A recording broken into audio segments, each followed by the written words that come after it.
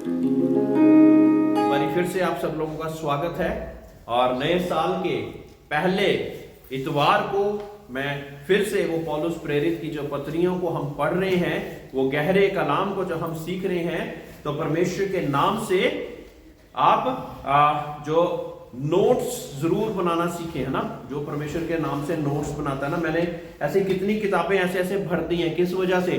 क्योंकि आप लोग बहुत समझदार है, मुझे याद नहीं रहता, है ना। अगर हम बार बार लिखते हैं तभी हम उसको याद रख पाते हैं, बार बार दोहराते हैं तभी याद रख पाते हैं, है ना। तो इसलिए अगर आप भी जो पढ़ना लिखना जानते हैं उसको लिख लिया कीजिए। कोई चीज आपको परमेश्वर के कलाम से छू गई, उसको आप लिख लें और उसको याद दोबारा सप्ताह में याद करें, ताकि दोबारा आपको पूरा कलाम एकदम से याद आ जाएगा। Praise the Lord. जो लोग लिखते रहते हैं वो बड़े बड़े लेखक बन जाते हैं, याद है। और एक समय पे आकर खुद भी किताबें लिखने वाले हो जाते हैं। किस वजह से? क्योंकि उन्होंने एक चीज को पकड़कर उसको अपनी जिंदगी में लागू किया और अब इतनी अच्छी तरह लागू कर लिया कि अब दूसरों के लिए भी वो फायदेमंद हो रही है। Praise the Lord, hallelujah, hallelujah. कुलुसियों की पत्नी, उसका 3 बाब पहली आयत में यूं लिखा, अतः जब तुम मसीह के साथ जलाए गए तो स्वर्गीय वस्तुओं की खोज में रहो, जहां मसीह विद्यमान है और परमेश्वर के दाहिनी ओर बैठा है। Praise the Lord, hallelujah. हमें परमेश्वर की स्वर्गीय वस्तुओं की खोज में रहना है। परमेश्वर की स्वर्गीय वस्तुओं की खोज में रहना है। अगर मैं बोलूं कि कुछ लोगों को मसीह होकर प्रार्थना करना भी अभी तक नहीं आता, तो परमेश्वर से मांगेंगे कैसे? परमेश्वर का वचन तो कहता कि मांगो तो तुम्हें दिया जाएगा। उनको प्रार्थना करने के लिए अगर मैं बोलूं तो वो कहेंगे कि मुझे अभी नहीं आता पास जी, आप कर लीजिए, खुद ही कर लीजिए प्रार्थना, है ना।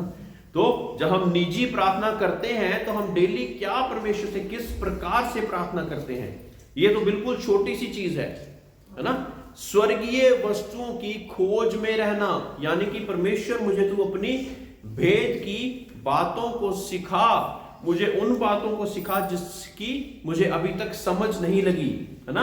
हम दुनिया की वस्तुओं की खोज में रहते हैं, मुझे कार मिल जाए, मुझे बंगला मिल जाए, मेरा वीजा लग जाए, ये चीजें दुनिया की हैं, यही रह जानी। ये सब चीजें मिलने के बाद भी आप नरक जा सकते हैं। Welcome to the real world. ये सारी चीजें मिलने के बाद भी आप नरक में जा सकते हैं, लेकिन परमेश्वर की स्वर्गीय वस्तुओं की खोज में जो रहता है उसका मन हमेशा वहां पे रहता है। Praise the Lord, praise the Lord. बार बार प्रभु यीशु मसीह से जब सवाल पूछा जाता था कि तू कह दे कि तू राजा है, कहते कि अगर मैं यहां का राजा होता तो मेरी फौजें तुम्हारे साथ लड़ती और तुम्हें परास्त कर देती। कितने फरिश्ते आते और लड़के तुम्हें परास्त कर देती, लेकिन मेरा राज्य यहां का नहीं है। जिस काम के लिए मैं आया हूं उस काम को मुझे करने दीजिए। Praise the Lord, hallelujah. एक और जगह पे परमेश्वर ने बोला कि मैं तुम्हें दुनिया और उसकी चीजों को सिखा रहा हूं और उसी चीजों को तुम समझ नहीं पा रहे। अगर मैं स्वर्गीय चीजों को सिखाना शुरू करूंगा तो कैसे समझोगे? Praise the Lord, praise the Lord. जब हम बाइबल को पूरी तरह से खा लेते हैं, पी लेते हैं, हमारा अंदर बाहर हमारा रक्त जब बाइबल हो जाती है, उसके बाद परमेश्वर उसके ऊपर की चीजों को भी और सिखाना शुरू करता है। Praise the Lord, praise the Lord. अगर मैं कहूं कि पुराने विश्वासियों को 10 आयतें भी याद नहीं हैं, तो ऐसा 90% लोगों में पाया जाता होगा, और ये बहुत अच्छी बात नहीं है। क्योंकि बार बार मैं कहता कि तुम्हें सत्य को जानोगे और सत्य तुम्हें स्वतंत्र करेगा। सत्य परमेश्वर का वचन है। परमेश्वर के वचन के द्वारा ही जब हम प्रार्थनाएं करते तो क्या होता? स्वर्ग में यही भाषा समझी जाती है। आप हिंदी, पंजाबी, मुसलमान और कुछ भी भाषा बोलते रहे, वो भाषा परमेश्वर को बहुत अच्छी लगती है। लेकिन जब हम ये परमेश्वर की वाणी को बोलते हैं और परमेश्वर के सामने रखते हैं कि परमेश्वर तूने वायदा करा कि ना तू मुझे छोड़ेगा ना त्यागेगा, मेरे ऊपर ये कठिन परिस्थिति तो है, लेकिन तूने कहा कि ना मैं तुझे छोड़ूंगा ना त्यागूंगा, मुझे तू बाहर निकाल। वो भाषा परमेश्वर के स्वर्गराज में बहुत अच्छी तरह समझी जाती है। Praise Lord, praise Lord. परमेश्वर के वचन में लिखा कि जितने भी हथियार मेरी हानि के बनाए जाते उसमें से एक भी सफल ना हो पाएगा। यानी कि हथियार बनाए जा रहे हैं, इसको मैं जानता मेरे परमेश्वर, लेकिन तेरा वचन यूं भी कहता कि वो सफल ना हो पाएंगे मेरे विरुद्ध, है ना। तब क्या होगा? तब हमारे विरुद्ध वो हथियार सफल ना होंगे। Praise Lord, praise Lord, hallelujah. और पृथ्वी, दूसरी आयत में लिखा, पृथ्वी पर नहीं परंतु स्वर्गीय वस्तु पर ध्यान लगाओ, क्योंकि तुम तो मर गए और तुम्हारा जीवन मसीह के साथ परमेश्वर में छिपा हुआ है। जब मसीह जो हमारा जीवन प्रकट होगा तब उसके साथ महिमा सहित प्रकट किए जाओगे। तो परमेश्वर के साथ हम भी प्रकट होंगे, है ना। जब हम बपतिस्मा लेते तो हम क्या कहते हैं कि हमारा पुराना मनुष्य तब मर गया। पुराने मनुष्य तब में क्या था? अभी क्या बोला सुरेंद्र भाई ने? गुस्सा, व्यभिचार, लोभ और ऐसी अलग अलग चीजें थी मेरे पुराने मनुष्यत्व में। अगर ये चीजें मर गई हैं तो इसको दोबारा उठने मत दीजिए अपने अंदर। Praise Lord, praise Lord. बहुत से कम होंगे जो कि परमेश्वर की संख्या में, जो कि परमेश्वर के अनुसार चल पाएंगे। लेकिन जब हम बाहर जाते, सोचिए अपनी फैमिली के साथ होते तो हम हर वक्त बाइबल खोल के नहीं बैठे होते। हमारा जीवन ही एक बाइबल है। चलते फिरते आप तो परमेश्वर के भवन में जाते हैं। ये खुद सोचिए कि वो दूसरा व्यक्ति नहीं जा रहा है, वो मुझे देखेगा तब पूछेगा कि तुझे तो गुस्सा नहीं आता, तू तो पहले बहुत एक बात की 10 बातों की जवाब दिया करती थी, लेकिन अब क्या हो गया? तब जब आप पूछेंगे और आप जवाब देंगे तो आपको कहेंगे कि मुझे परमेश्वर यीशु मसीह ने छू लिया है, मेरे स्वभाव को बदल दिया है। तब उसको वो गवाही छुएगी। अगर आप खुद सारी चीजें करते रहे और परमेश्वर को कहें और उन लोगों को कहें तू गुस्सा छोड़ दे, खुद जब मौका मिले उसको 10-10 बातें सुनाते हो, तो कैसे वो बंदा सुनेगा? कभी भी नहीं सुनेगा। हम कहें शराब छोड़ दे और खुद शराब पी जाए, खुद पार्टियां करें, तो फिर कैसे हम मसीह का स्वभाव रखेंगे? परमेश्वर के वचन में लिखा, जीवती गवाही बनकर हमने चलते फिरते नजर आना है। जीवती गवाही कैसी होती है? प्रैक्टिकली हमने परमेश्वर के अनुसार चलना है। जब मर जाओगे तो तुम गवाही नहीं दे पाओगे। जीना है परमेश्वर में, उसके अनुसार जीकर, है ना। बहुत अच्छा लगेगा देखना जब ऐसा होगा कि ना, कई बार आप ऐसा होगा कि 10 बातें कोई सुना गया और आप एकदम चुप खड़े रहे, और उस समय तो बहुत गुस्सा आएगा, लेकिन आप उस समय परमेश्वर का धन्यवाद करना चाहिए। परमेश्वर तेरा धन्यवाद, परमेश्वर तेरा धन्यवाद। देखना कितनी बड़ी शांति आपके ऊपर उतरेगी। ये एग्जाम्पल दे रहा हूं मैं, बहुत बड़ी परमेश्वर की शांति आपके ऊपर उतरेगी। प्रेज लॉर्ड, प्रेज लॉर्ड, है ना।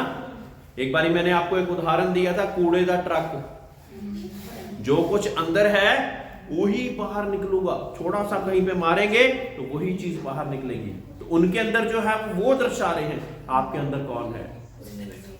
ये जानने की जरूरत है कि क्या परमेश्वर यीशु मसीह है हमारे अंदर कि नहीं है, कि हमारा जीवन का एक स्वभाव ही बदलने में हमारे सालों साल लगी जा रहे हैं और हमारा स्वभाव नहीं बदल रहा है। तो कृपया करके बदलने के लिए प्रार्थना करें, प्रार्थना करें, प्रार्थना करें, है ना। हम कहते रहते हैं ये ऐसा है, ये वैसा है, ये ऐसा है, इसके में परमेश्वर ये चीज सुधार। मेरे प्रियो, परमेश्वर उसमें सारी चीजें सुधार देगा और वो स्वर्ग में पहुंच जाएगा और आप नरक में चले गए तो, है ना। इसलिए मैं सबसे पहले क्या कहता हूं? पहले अपने आप को, पहले अपने आप को, पहले अपने आप को। तभी परमेश्वर जब किसी भी सेवक को इतनी सारी कठिनाइयों के बीच में से खड़ा करके फिर खड़ा करता है, किस कारण? ताकि वो भी उन कठिनाइयों को, उन मुसीबतों को, उन परेशानियों को समझ सके जो कि कलीसिया में और उनके लोगों में आ सकती हैं। Praise Lord, hallelujah. 5वीं आयत में यूं लिखा, इसलिए अपने उन अंगों को मार डालो जो पृथ्वी पर हैं, अर्थात व्यभिचार, अशुद्धता, व्यभिचार, अशुद्धता और क्या क्या लिखा है? और आगे सुरेंद्र भाई पढ़िए। हाँ जी, दुष्कामना, दुष्कामना और क्या है? बुरी लालसा और लोभ। बुरी लालसा और लोभ। और लोभ को परमेश्वर ने वहां पे क्या लिखा कि जो कि मूर्ति पूजा के समान है। लोभ एक मूर्ति पूजा के समान परमेश्वर ने लिख दिया। यानी कि एक लोभी व्यक्ति की मुझे ये चाहिए, मुझे ये चाहिए, मुझे ये चाहिए, बाकी सारी चीजों को पीछे हटा देता, परमेश्वर को भी पीछे हटा देता कि मुझे वो चीज चाहिए। लोभ होता उसके अंदर, इतना ज्यादा लोभ होता कि वो सारी चीजों को भूल कर उसकी और उसका ध्यान हो जाता। जबकि परमेश्वर के वचन में क्या लिखा? पहले उसके राज्य की और धर्म की खोज करो तो ये सभी वस्तुएं तुमको मिलती जाएंगी। Praise the Lord, praise the Lord, hallelujah. तो परमेश्वर की राज्य की और धर्म की खोज जब हम करेंगे तो बाकी चीजें भी परमेश्वर हमको देता जाएगा। और इन 6 आयत में लिखा, इन्हीं के कारण परमेश्वर का प्रकोप आज्ञा ना मानने वालों पर पड़ता है और तुम फिर भी बुराइयों में जीवन बिताते थे, उन्हीं के अनुसार चलते थे। पर अब भी सबको क्रोध, रोष, बैर भाव, निंदा और मुंह से गालियां बकना, ये सब बातें छोड़ दो। परमेश्वर क्या कह रहा है? ये सारी बातों को छोड़ दो। सच्ची बात बताना, गाली कौन नहीं देता आज की डेट में? कहीं ना कहीं से ना एकदम से गाली किसी के मुंह से निकल जाती और फिर बाद में पता लगता कि हमने गाली दे दी है। कोई है ऐसा जो गाली नहीं देता होगा? बताइए, हाथ खड़ा कीजिए। कोई बात नहीं, परमेश्वर देख रहा है। अगर देते हैं तो परमेश्वर के नाम से, परमेश्वर के वचनों से क्या कहना है कि परमेश्वर मेरे मुंह की मुझे चौकसी करना सिखा। Praise the Lord, praise the Lord. भजन संहिता में इतना बड़ा राजा जब ऐसा कह सकता है तो हम नहीं कह सकते क्या कि परमेश्वर मेरे मुंह की मुझे चौकसी करना सिखा, मेरे मुंह पर तेरा राज्य हो, कि मेरे मुंह से कोई भी गंदी बात ना निकल जाए।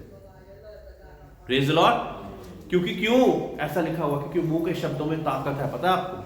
आपके मुंह के शब्दों में ऐसी ताकत है जिसको क्या लिखा परमेश्वर ने? आपके मुंह के शब्दों में मौत और जीवन की कुंजियां हैं। चाहे तो आप मौत को चुन ले, चाहे जीवन को चुन ले।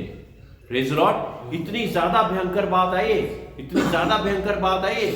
इसलिए हमें अपने मुंह की चौकसी ना, सुबह उठते हैं, प्रार्थना करते हैं, अपने लिए प्रार्थना करें, मेरे परमेश्वर मेरी मुंह की चौकसी मुझे करना सिखा, कोई गंदी बात आज पूरे दिन मेरे मुंह से ना निकले।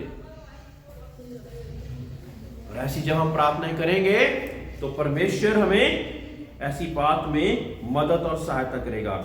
एक दूसरे से झूठ मत बोलो, क्योंकि तुमने पुराने मनुष्यत्व को उसके कामों समेत उतार डाला है। अब ये जैकेट अगर मैंने उतार दी है तो ये जैकेट मुझे मेरे शरीर पे नजर आएगी?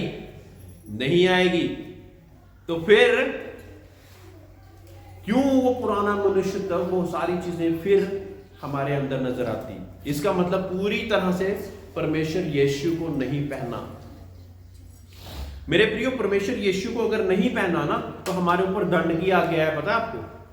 अब परमेश्वर यीशु मसीह, परमेश्वर जो सर्व अधिकारी परमेश्वर है, वो हमारे को दंड क्यों नहीं देता? क्योंकि हमारे ऊपर एक ओढ़नी है, वो प्रभु यीशु मसीह के लहू की है।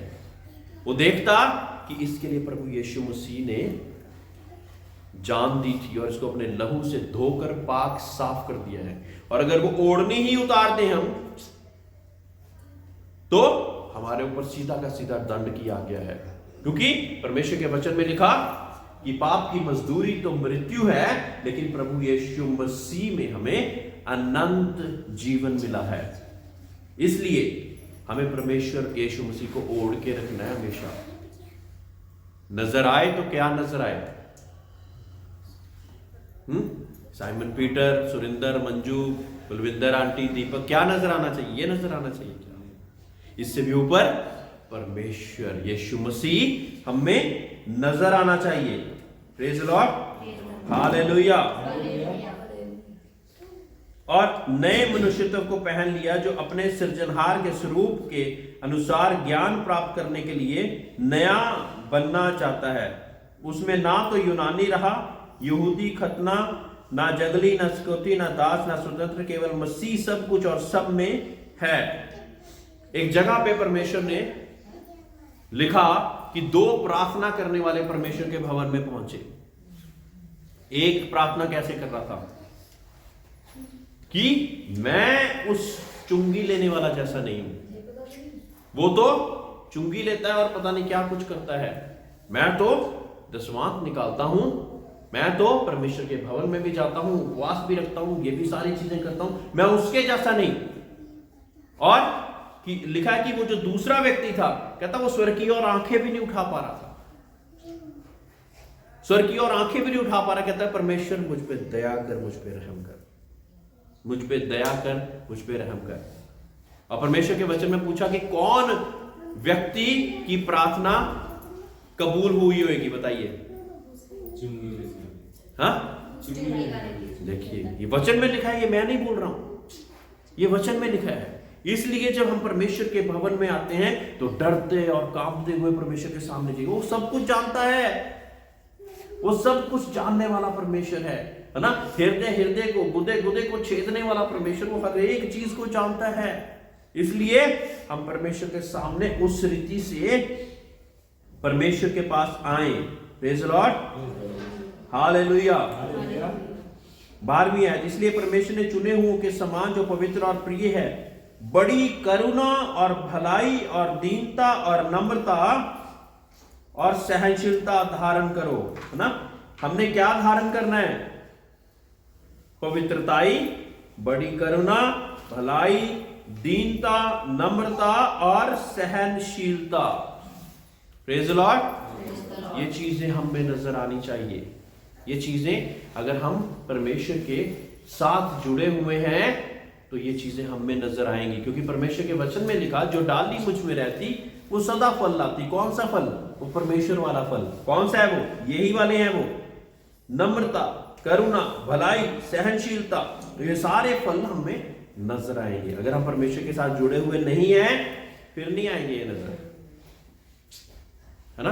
तो फिर जो आप परमेश्वर के भवन में आने वाले और दूसरों में कोई भी फर्क नजर नहीं आएगा मेरे प्रियो। ऐसा नहीं होना चाहिए, है ना, ऐसा नहीं होना चाहिए। और यदि किसी को किसी पर दोष देने का कारण हो तो एक दूसरे की सह लो और एक दूसरे के अपराध क्षमा करो, जैसे प्रभु ने तुम्हारे अपराध क्षमा किए वैसे ही तुम भी करो। अब कहते हैं कि किसी के विरुद्ध तुम्हें दोष लगाने का पता लग गया है कि इन्हें यह गलती करती है, तो पूरे संसार में, चर्च में, हर एक जगह पे ढिंडोरा नहीं पीटना। क्या करना है बताइए? क्या करना है? एक दूसरे की सह लो ना। कितनी कठिन बात है, ऐसा तो हम करते ही नहीं कभी।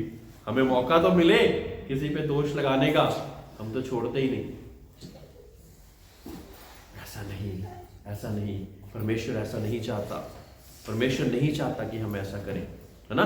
कहते कि अगर दोष लगाने का मौका मिले तो उसकी सह लो, है, उसकी बात सह लेनी है। ऐसा परमेश्वर का कलाम बोल रहा है ना। तो ऐसा करने से कहता है कि एक दूसरे के अपराधों को क्षमा करो, क्षमा करो और उसके लिए प्रार्थना भी करते रहना है ना। ना से केवल क्षमा करने लेकिन प्रार्थना भी करता रहना है ताकि वो उस अपराध को छोड़ दे। तभी हमारे बीच में परमेश्वर का प्रेम नजर आएगा। इन सब के ऊपर प्रेम को, जो सिद्धता का कटिंब है, बांध लो। मसीह का शांति, जिसके लिए तुम एक देह होकर बुलाए भी, उसको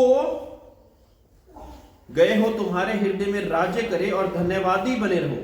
मसीह के वचन को अपने हृदय में अधिकाई से बतने दो और सिद्ध ज्ञान सहित एक दूसरों को सुखाओ और चिताओ और अपने मन में अनुग्रह के साथ परमेश्वर के लिए भजन और स्तुतिगान और आत्मिक गीत गाओ।